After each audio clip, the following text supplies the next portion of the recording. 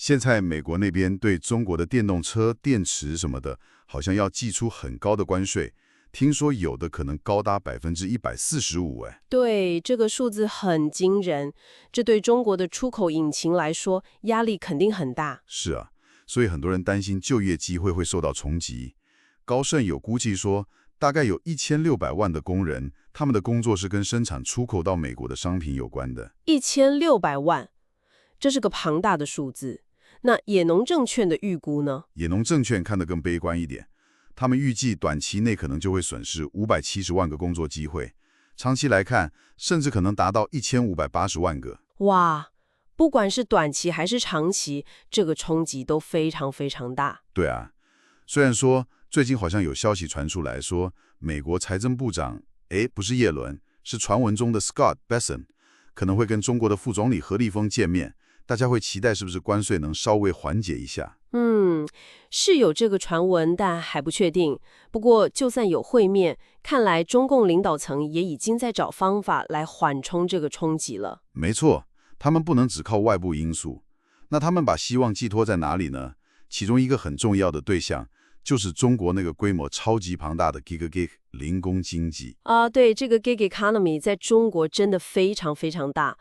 官方的工会自己估计，大概有8400万人是依赖像送餐开网约车这种所谓的新就业形态为生的。8400万，这比很多国家的人口都多了吧？是啊，而且政府还提到一个更广泛的概念，叫做灵活就业人员，把自雇人士兼职的都算进去，说是有2亿人哦。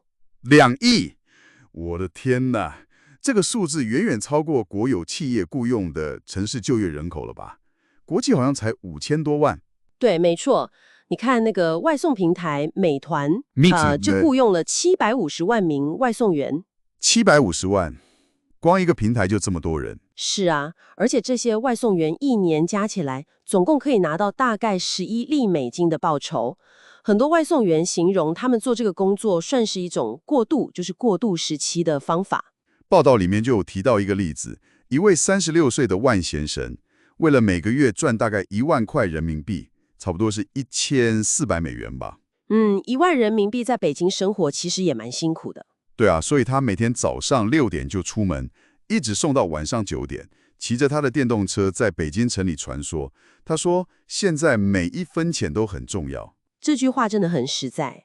这也反映出为什么这么多人会投入零工经济，可能传统的工作机会变少了，或者是工资不够用了。没错，而且现在中国的消费者信心好像也比较低迷，这是不是也促使更多人去找零工机会？对，这是有关联的，因为大家消费比较保守，可能企业的订单就减少，然后工作机会也跟着变少，所以失业或收入不稳定的人就可能转向零工。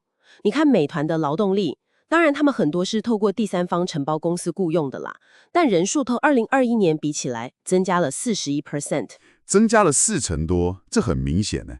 那网约车呢？网约车的执照数量也是暴增，从2020年的290万张，到今年2024年已经增加到750万张了。哇，2倍多，这表示越来越多人去开网约车了。是啊，这背后就是经济压力。但从官方的角度来看，这可能反而有它有利的一面。怎么说？因为这些平台之间竞争很激烈为了抢人，就引发了一场招聘战。互相抢外送员、抢司机这样。对，像那个京东 JD.com， 它本来是做电商的，最近也跳进来做外送市场了。他们就宣布说到7月之前要招聘10万名新的骑手。10万名，这对投资者来说可能会担心成本增加吧，一直烧钱抢人。没错，投资者可能会担心获利，但是对官方来说，短期内能创造这么多工作机会，这是他们现在最希望看到的，可以缓解就业压力。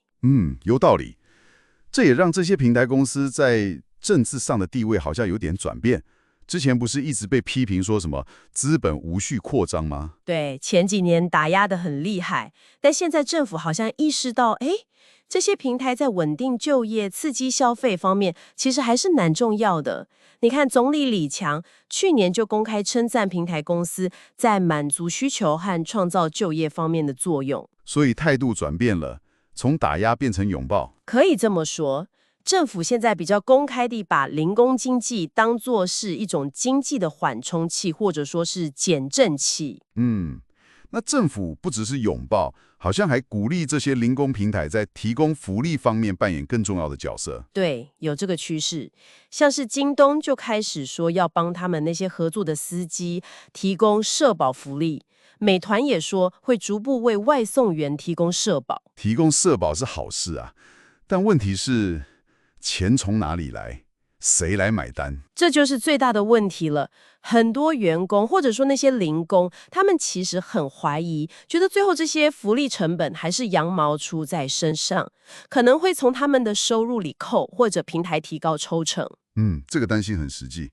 报道里有提到泉州的试点吗？有，在泉州，美团试点说，符合资格的司机，他们可以帮忙报销一半的养老金保费。一半，听起来不错啊。但是报道访问了一位30岁的赖先生，他也是外送员，他就说他对这个不感兴趣。为什么？有补贴还不要？他担心的是，现在缴了，未来那个养老金体系到底能不能撑得住，到他老的时候还领不领得到？他觉得不确定性太高了。这个担忧也很有道理，是对整个体系的信心问题。对，而且反过来看，如果真的要平台公司承担这么多人的社会保险负担，那对平台来说也是一个很沉重的成本压力，他们可能也难以承受。两边都有难处。那还有没有其他的变数？还有一个就是技术发展。美团其实已经在试点用无人车和无人机送货了。无人配送。对，虽然现在可能还在小规模试验阶段，但长远来看，如果技术成熟、成本下降，这些无人设备是有可能取代大量的人力外送员的。所以这些零工骑士的未来其实也充满了不确定性。一方面是福利能不能落实，另一方面是会不会被科技取代。没错，所以报道最后提到一个蛮有趣的对比，中国的领导层可能心里憧憬的是那种高科技工人，在无尘室里制造半导体晶片。对，发展高科技产业。但现实是，现在维持社会运转、缓解就业压力的，却是这一支庞大的、相对低技术的、骑着电动车在大街小巷送餐的零工大军。这个对比确实很强烈。那位泉州的赖先生，他后来怎么打算？他说他计划去工厂找工作，但是他也说，如果贸易战持续下去，工厂也不好找工作的话，他可能还是得回来继续骑车送餐。这就是很多人的现实吧。零工经济变成了一个重要的安全网，但这个网本身可能也不是那么稳固。对，充满了矛盾和不确定性。